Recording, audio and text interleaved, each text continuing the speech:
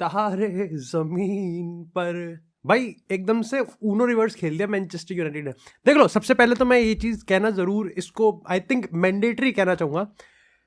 देखो लिवरपूल की मस्ती तो तुम कितनी ले लो भाई, क्योंकि अभी वो बिजी है, अभी वो डार्विन नूनेस की ट्रेंट की लेने में बिजी है, व्यस्त है भाई। एक बार और तब तक तुम ले सकते हो लिवरपूल वाले, जब तक आपस में थोड़ा सा कर रहे हैं वो सिविल वॉर सा। लेकिन एक बार ये लिवरपूल वाले थोड़ा सा ध्यान उनका ठीक ठंडे हो गए वो, और तब उनकी मस्ती लोगे। और एक बार से जब उन्होंने काउंटर पे प्रीमियर लीग की टेबल दिखा दी ना, तो मिशन वहीं अबॉर्ट कर देना, वापस आ जाना, वापस आ जाना सारे के सारे। इतनी मस्ती नहीं लेनी फिर।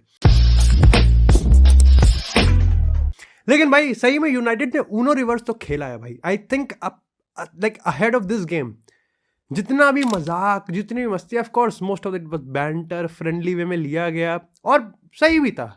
चाहे राइटर्स का, आर्टिकल्स का ये कहना कि लिवरपूल मैनचेस्टर यूनाइटेड रेलेवेंट भी नहीं है, ये भी बोला जा रहा है। अब लाइक प्रीमियम आर्टिकल्स में आ रहा है कि यूनाइटेड अब रेलेवेंट भी नहीं है, जो कि स्पोर्टिंग पॉइंट पे देखो सही भी है एक तरीके से, सही बात है। लाइक इस पॉइंट ऑफ टाइम पे Liverpool apart from like legacy vibe वगैरह वगैरह क्या है। और इसके साथ यहाँ पर मजाक मस्ती में कि यूनाइटेड चाहती है कि गेम खत्म हो जाए, जिससे बर्फ वहीं रहे और इनको ह्यूमिलिएशन ना फेस करना पड़े। लेकिन यूनाइटेड ने ऊनो रिवर्स खेला। खुद देखो इस गेम से कंक्लूजन्स क्या निकल रहे हैं। क्या कोई एमोरिम को गाली दे रहा है? क्या कोई उसने लास्ट मिनट का एक गोल छोड़ा, ऑफसाइड ऑनसाइड देखा जाएगा, लेकिन कोई मैग्वायर को गाली दे रहा है? हॉयलैंड को थोड़ा सा पेल रहे हैं, लेकिन उसके असाइड तुम देखो ब्रूनो की तारीफें चल रही हैं, मजाक मस्ती ली जा रही है। लिवरपूल की साइड से क्या है, फॉर इंस्टेंस देखो, तुम मानो या ना मानो, लेकिन 2-3 घंटे के लिए उनको भुलवा दिया कि वो टॉप ऑफ द टेबल है, भुलवा दिया कि आर्ने स्लॉट कितना बेहतरीन काम कर रहा है। ऑल ऑफ अ सडन आपको यहाँ पर डार्विन नूनेस की मजाक उड़ाया लाइक दिख रहा है, ट्रेंट को पेला जा रहा है। इवन भाई साला पे बात चल रही है, वेन डाइक के साथ यहाँ पर संवेदनाएं स्टिल है।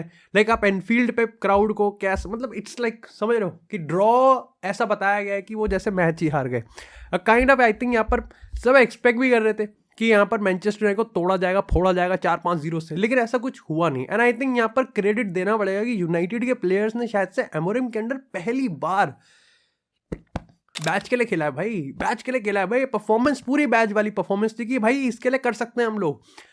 देखो मेरे को लगता है कि लिवरपूल वर्सेस मैनचेस्टर यूनाइटेड का गेम एक ट्रीट टू वॉच था, ठीक है। इट वॉज जेन्युइनली, आंखों को मजा आ गया, ठीक है। न्यूट्रल्स हो, यूनाइटेड का हो, लिवरपूल का हो, बिकॉज आपको लगेगा कि हर एक एंड पे कोई भी जीत सकता था। ऑफ कोर्स हैरी मैग्वायर का वो लाइक वो अटेम्प्ट, हॉयलैंड का वो अटेम्प्ट, या फिर आप कहोगे कि यहाँ पर अमाद का वो पता नहीं उसने क्या हेडर लिया भाई क्लियरेंस, भाई सेंटर डिफेंडर सोएल कैंपबेल खुद जॉन टेरी बन गया भाई वो एक बार के लिए। लेकिन लिवरपूल भी तोड़ देती भाई कसम से। ऑफ कोर्स उनका जो गोल आया वो एक स्क्रीमर था फ्रॉम कोडी गाकपो, जिसने again like Cody Gakpo has been on fire भाई। मतलब कोडी गाकपो कितनी बार यहाँ पर बेल आउट कर रहा है, या फिर आप कह सकते हो कि लिवरपूल के one of the best and one of the most consistent comebacks को सबसे पहले अगर कोई ट्रिगर करता है तो इट इज कोडी गाकपो। लेकिन अपार्ट फ्रॉम दैट भाई लिवरपूल पेल देती भाई, वो वैन डाइक का हेडर, या फिर वो इतने सारे चांसेस लिवरपूल सही में कभी भी हरा सकती थी। गरीमत है कि लोग इन सब चीज़ों में ये भूल गए कि भाई आज हमने सेट पीसेस पे गोल नहीं खाए। ओनाना ने फाइनली एक बॉल को हाथ छू दिया, टच मी कर दिया उन्होंने फाइनली। साथ ही साथ मैं ओनाना की भी तारीफ करना चाहूँगा, जिस तरीके से यहाँ पर कॉनर ब्रैडली ने भाई एक थोड़ा सा वो सरप्राइज तो खेलने वाला था, लेकिन ठीक है ओनाना ने वहाँ पे संभाल लिया। आई थिंक मेरे को लगता है कि आज के गेम में जो सबसे one of the very very big things थी वो ये थी कि भाई क्लच डिफेंडिंग मैनचेस्टर यूनाइटेड कर पा रही थी। बट ट्रेंट की परफॉर्मेंस पे बात कर लेते हैं भाई। ट्रेंट को पेल रहा है भाई, बहुत पेल रहा है, बहुत ज़्यादा, मतलब दया आ गई भाई, इतना पेला जा रहा है। और परफॉर्मेंस सही में बहुत ख़राब थी, बहुत ज़्यादा ख़राब थी परफॉर्मेंस। पर मेरे को लगता है कि यहाँ पर आर्ने स्लॉट ने इसको काफ़ी अच्छे से चीज़ का, काफ़ी लोग कह रहे हैं कि आर्ने स्लॉट डिप्लोमेटिक हो गया वहाँ पर, क्योंकि वो नहीं चाहेगा कि ट्रेंट आर्नोल्ड को बस के अंदर फेंका जाए ना, अंडर द बस फेंक दे। जोजे मोरिनो होता है इस परफॉर्मेंस में, ट्रेंट का अगर मैनेजर होता भाई वो छील देता भाई, वो ट्रिम कर देता उसकी झांटे वहीं पर ही सबके सामने। लेकिन मेरे को लगता है कि यहाँ पर आर्ने स्लॉट ने भले ही चाहे डिप्लोमेटिकली कहा हो या फिर सही में उसने लिटरली उस चीज़ को मीन किया हो, मेरे को लगता है उसने काफ़ी बढ़िया चीज़ कही कि डालो और ब्रूनो ने भाई एक्सप्लॉइट किया है भाई। मतलब अगर आप ट्रेंट की इस परफॉर्मेंस पे भी अगर आप देखो, यहाँ पर यूनाइटेड के नंबर्स बताते हैं कि 50% से ज़्यादा अटैक उन्होंने यहाँ पर लेफ्ट साइड से किया, जबकि अमाद दूसरी साइड था, और यहाँ पर आपका लाइक डायलो था और यहाँ पर ब्रूनो था। बट जिस तरीके से डायलो ने आज 1v1 में ट्रेंट आर्नोल्ड को लिया है, आड़े हाथ तो लिया है भाई, अपलॉडेबल है, अप्रिशिएट करना चाहिए, सही में तारीफ के काबिल है। मेरे को लगता है कि यहाँ पर मैनचेस्टर यूनाइटेड अगर इस चीज़ को एक्सप्लॉइट नहीं कर पाती, मतलब यूनाइटेड की बेइज्जती होती, इससे ज़्यादा शर्मनाक क्या चीज़ हो सकती है। वो वैन डाइक, बहुत टाइम आप कह सकते हो कि वैन डाइक की बात करें या फिर डिफेंडर्स की बात करें Liverpool, Trent Arnold is a liability. और आज मेरे को लगता है कि मोर सो ट्रेंट की डिफेंसिव लाइबिलिटी तो शोकेस हुई है, बट ऑन द बॉल जो कि कहते हैं ना कि ठीक है लाइबिलिटी है, बट वो बॉल के साथ जो चीज़ कर सकता है वो तो नहीं, it unmatchable. I think Trent की वो परफॉर्मेंस भी बहुत ज़्यादा खराब है, बहुत ज़्यादा खराब गई है आज में। और मेरे को तो यहाँ पर ये भी कहना है कि आई थिंक साला का भी एक स्टिंकर गेम ही था। अब ऑफकोर्स तुम लोग को कि साला पे बॉल नहीं आया, ये नहीं था, बट वो नहीं था, बट आई थिंक साला उसी पोजीशन में तो खेल रहा है। अनटिल एंड अनलेस साला पे बॉल तो आती ही है, आज भी आई थी। देखो जेन्युइनली ऐसा नहीं है कि साला पे आज बॉल ही नहीं आई है, बट आई थिंक यहाँ पर साला को मैनचेस्टर यूनाइटेड ने काफी अच्छे से हैंडल किया। चाहे आप डैलो की बात करो, चाहे आप लीचा की बात करो, मस्त भाई मस्त। वो भी मैं कह रहा हूँ ना कि मैनचेस्टर यूनाइटेड की जो बॉक्स में क्लच डिफेंडिंग थी, it has been a treat to watch. भाई बंदों ने आज डाला है भाई।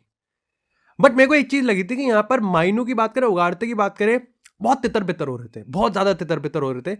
उनको उनकी पोजीशन से निकालना काफी आसान हो रहा था, which is kind again like Liverpool midfield में बॉल अच्छे से निकाल पा रही थी, बट फाइनल पासिंग की आप बात करो या फिर एक्चुअली में जिस चीज पे again we are back to square की यहाँ पर मैनचेस्टर यूनाइटेड की जो डिफेंडिंग हो रही थी, that was really really cool.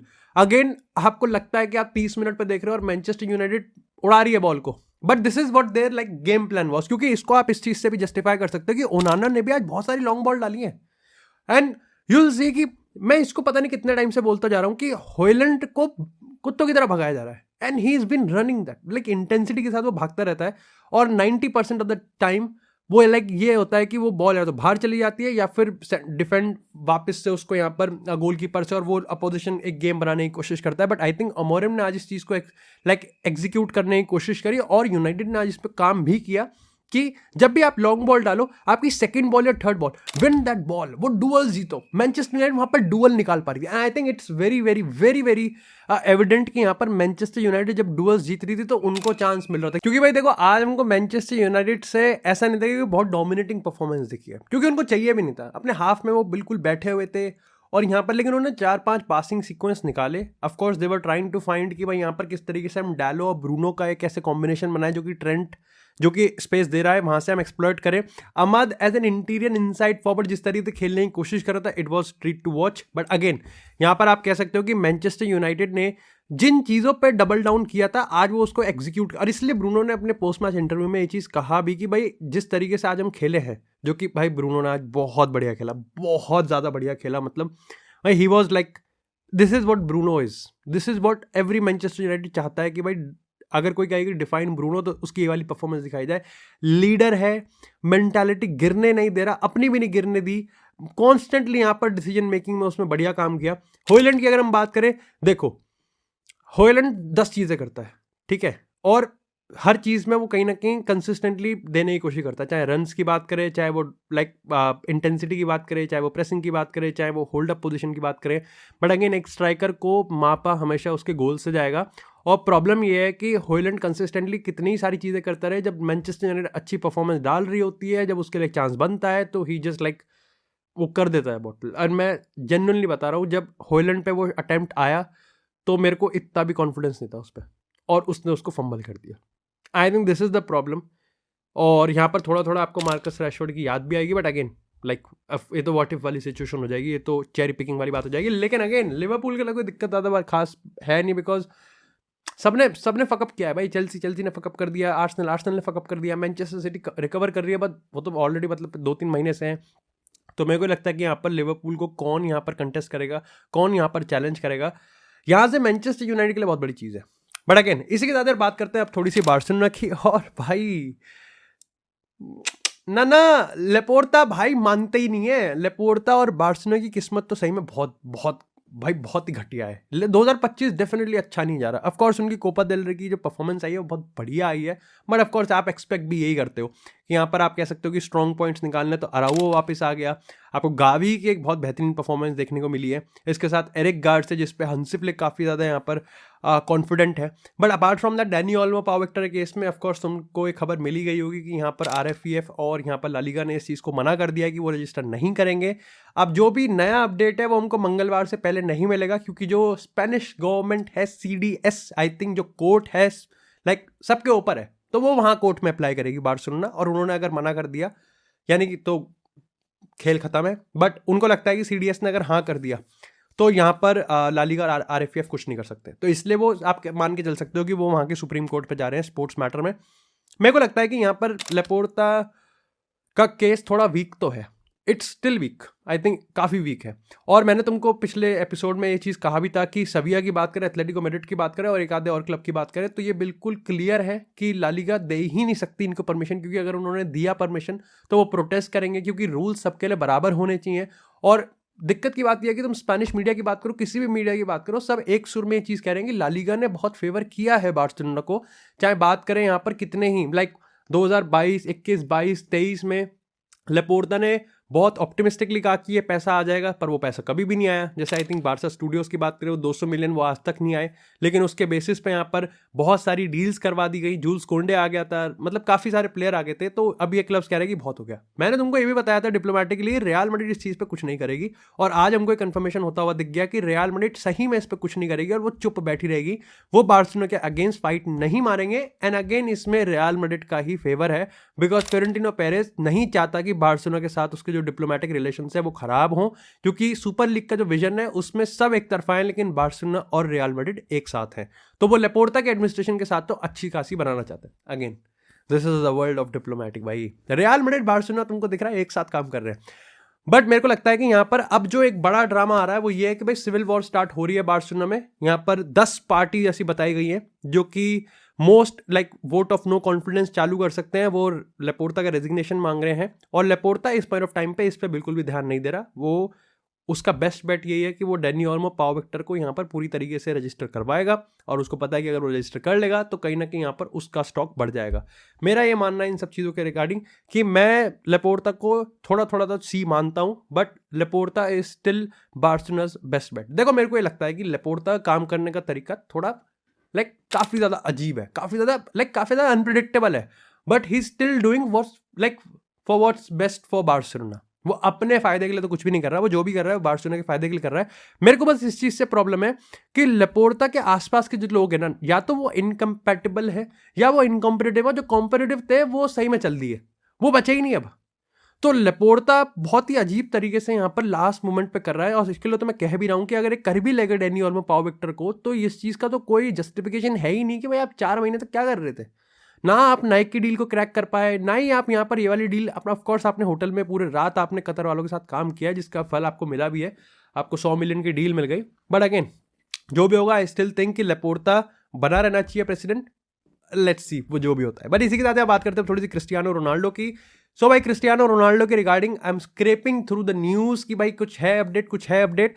अब यहाँ पर अगर हम नॉट सो रिलायबल मीडिया की बात करें तो बताया जा रहा है कि PSG, मैंने तुमको बताया था लेक क्विप ने नहीं इस पर रिपोर्ट किया, ले पेरिजियन ने किया है, but ultimately it was Fabrizio Romano जिसने इस चीज़ पे अपडेट दिया था कि PSG और क्रिस्टियानो रोनाल्डो एक दूसरे के साथ कम्युनिकेट नहीं कर रहे, कोई भी नेगोशिएशन टॉक्स नहीं है। However not so reliable updates की माने तो यहाँ पर PSG उसकी एज और उसके पैसे की डिमांड को लेकर यहाँ पर क्रिस्टियानो रोनाल्डो से दूरी बना के रख रही है, जिसके रिगार्डिंग मैंने तुमको बताया था कि इसका कोई सेंस नहीं बनता है क्रिस्टियानो रोनाल्डो लीग 1 के छिछड़े उड़ा दे और उसके बाद यहाँ पर एक हफ्ते बाद PSG में जाने की डिमांड करे, नहीं हो सकता। So again it's your perception कि आप किस चीज़ को सही मानते हो। यहाँ पर बताया गया है एक बार फिर से नॉट सो रिलायबल अपडेट्स है कि क्रिस्टियानो रोनाल्डो ने अपने आप को बायर्न म्यूनिख, चेल्सी और यहाँ पर एथलेटिको मैड्रिड को ऑफर किया है। अगेन अगर तुमको पता हो तो बिल्कुल रिसाइकल्ड खबरें हैं ये, क्योंकि पिछले साल भी जब अल नसर यहाँ पर पिछले साल जब अल नसर वो ज्वाइन कर रहा था तब भी यही खबरें आ रही थी कि एथलेटिको मैड्रिड और यहाँ पर चेल्सी है और यहाँ पर बायर्न म्यूनिख है, because they are very very suitable, क्योंकि अगेन क्रिस्टियानो रोनाल्डो ज्वाइन कर सकता है। हाउएवर व्हाट्स माय ओपिनियन, देखो हाल ही में सऊदी प्रो लीग के खुद ऑफिशियल मीडिया हैंडल ने रोनाल्डो का एक इंटरव्यू डाला जिसमें रोनाल्डो ने खुद ये चीज़ ये आशंका जताई है, वो ये चाहत है उसकी, ये उसकी मन्नत है, ये उसकी इच्छा है कि यहाँ पर वो क्रिस्टियानो रोनाल्डो अल नसर के साथ टाइटल्स जीतना चाहता है। तो वो नेक्स्ट 6 महीने वो कहीं नहीं जा रहा। जनवरी ट्रांसफर विंडो में हमको क्रिस्टियानो रोनाल्डो का कुछ भी होता हुआ नहीं दिखेगा। मोर सो मेरे को लगता है कि अगर हम यहाँ पर समर में, देखो सऊदी लीग वो नहीं जीतते, अगर एक आधा कप वप उठा लें then it's a whole different story, पूरा परसेप्शन चेंज हो जाएगा। हाउएवर आई थिंक यहाँ पर अल नसर क्रिस्टियानो रोनाल्डो को साइन करने के लिए डे ब्रुयन या फिर कोई एक बड़ा सा प्लेयर साइन कर सकते हैं अल नसर में, क्योंकि ये चीज़ तो तय बात है कि भाई क्रिस्टियानो रोनाल्डो की अल नसर सही में बहुत ही ज़्यादा अनकॉम्पिटिटिव है, अगर हम अल इत्तेहाद की बात करें या फिर अल हिलाल की बात करें। और अगर हम 2-2.5 साल की बात करें तो it's been a very very sporting failure Cristiano Ronaldo के एंड से भी, क्योंकि लाइक इंडिविजुअली वो गोल मारा है, but again what Al Nassr has won. तो क्रिस्टियानो रोनाल्डो को इस चीज़ की भी भाई थोड़ी फिक्र तो होगी कि वाई नॉट भाई, लाइक क्यों नहीं भाई, मेरी टीम को यहाँ पर क्यों एक तरफा छोड़ा जा रहा है। बट इसी की ज़्यादा बात करें थोड़ी सी रियल मैड्रिड की, तो भाई विनीसियस जूनियर को 2 मैच का बैन मिलता हुआ दिख रहा है, and which is gonna be quite like controversial होगा, क्योंकि देखो 4 मैच का बैन मिल सकता था, 2 मैच का बैन, लेकिन ऐसा बताया जा रहा है कि एग्रेसिव नहीं बताया जा रहा। वो कह रहे हैं कि विनीसियस जूनियर का जो 2 मैच का बैन है वो इसलिए, पहली बात तो of course it was a red card offence, but वो प्रोवोकेटिव भी था। उन्होंने इस चीज़ को काउंट में लिया है कि गोलकीपर ने यहाँ पर उसको प्रोवोक किया, और उसके बाद यहाँ पर विनीसियस ने एक जो फाउल किया है वो रेड कार्ड का माफिक है, और यहाँ पर इंक्लूडिंग उन्होंने ये भी कहा कि भाई उसका जो एग्रेशन बिहेवियर था उसको भी वो काउंट कर रहे हैं। देखो मेरे को लगता है कि 2 का हो या 4 का हो, I think Vinicius Junior has to stop it. ये बहुत बहुत ज़्यादा बकवास चीज़ है। ऑफकोर्स रियल मैड्रिड जी जान से हमेशा विनीसियस जूनियर को सपोर्ट करती है। खुद रियल मैड्रिड के फैन बेस की बात करें तो इंक्लूडिंग मी भाई, हम विनीसियस जूनियर को हमेशा एंड तक सपोर्ट करते हैं, बट ऐसी हरकतों से सीरियसली, चाहे मैच 2 मैच की बात हो चाहे 4 मैच की बात हो, अभी तो चलो जनवरी है, स्पेनिश सुपर कप वगैरह और आगे के ला लीगा के मैचेस की, बट अगेन लाइक इमेजिन एक लाइक यूएफए में आ रहा हो या कहीं आ रहा हो, Vinicius Junior has to stop भाई। अगर आपको ग्लोबल प्लेयर बनना है तो आप इस एटीट्यूड के साथ तो ग्लोबल प्लेयर नहीं बन सकते, बिल्कुल नहीं बन सकते। और काफ़ी लोग कहते हैं कि वो रेसिज्म पे ड्रामा करता है, काफ़ी लोग कहते हैं कि वो विक्टिम है। I think it's both of it, कि वो यहाँ पर रेसिज्म का बहुत बड़ा विक्टिम भी है, but at the same time उसकी ऑन पिच जो बिहेवियर है वो उसके केस को हेल्प नहीं करती। तो दोनों चीज़ें हो सकती हैं, इट्स नॉट